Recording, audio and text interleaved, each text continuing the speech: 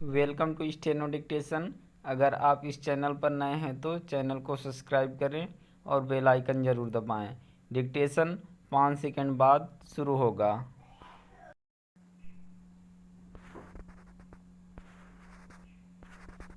Start.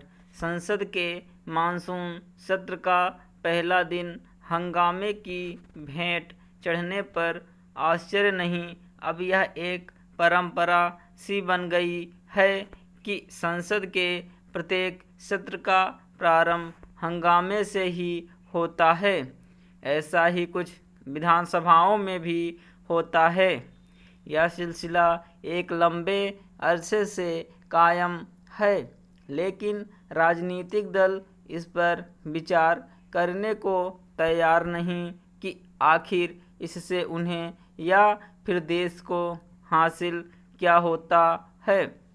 संसद राष्ट्रीय महत्व के विषयों और साथ ही प्रस्तुत एवं पारित किए जाने वाले विधेयकों पर व्यापक विचार विमर्श करने का मंच है, लेकिन दुर्भाग्य से वहाँ इसी कार्य को सबसे कम प्राथमिकता दी जाती है।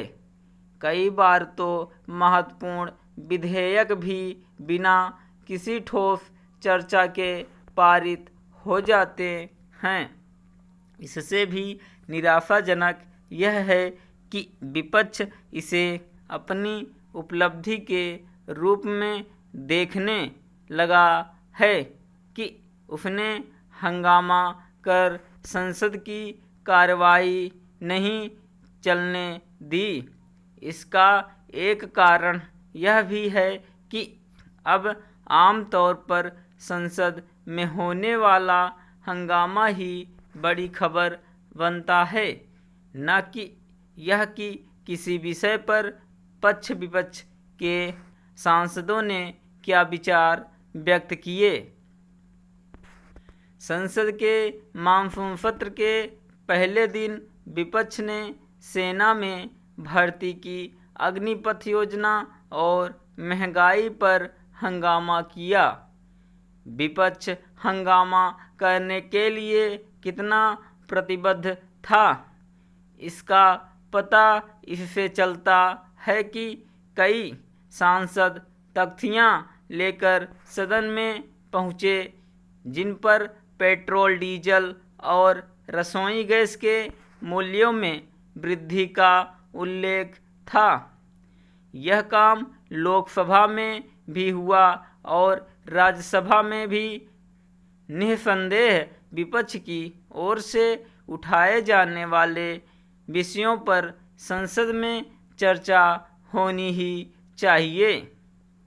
लेकिन जब उद्देश्य हर हाल में हंगामा करना हो तो फिर पक्ष विपक्ष में इसे लेकर कोई समझबूझ मुश्किल से ही बन पाती है कि चर्चा कब, कैसे और किस नियम के तहत हो। चूँकि विपक्ष अब विरोध के लिए विरोध वाली राजनीति को ही आदर्श मानने लगा है, इसलिए सत्ता पक्ष से उसकी तकरार जारी ही रहती है। भले ही विपक्ष इस नतीजे पर पहुंच गया हो कि वह हर छोटी बड़ी बात पर हंगामा करके सत्ता पक्ष पर दबाव बना सकता है, लेकिन पिछले कुछ वर्षों का अनुभव तो यही बताता है कि वह अपने इस उद्देश्य की पूर्ति में नाकाम ही अधिक है। सत्ता पक्ष संख्या बल के मामले में राज्यसभा में जैसे जैसे सशक्त होता जा रहा है, वैसे वैसे विपक्ष और शक्तिहीन दिखने लगा है। निश्चित रूप से विपक्ष को सरकार के कामकाज पर टीका टिप्पणी करने का अधिकार है, लेकिन इसके नाम पर वह उसके शासन करने के अधिकार को चुनौती नहीं दे सकता। विपक्ष को यह भी समझना होगा कि ऐसे घिसे पिटे आरोपों से बात बनने वाली नहीं है कि मोदी सरकार संविधान और लोकतंत्र के लिए खतरा बन गई है। स्टॉप।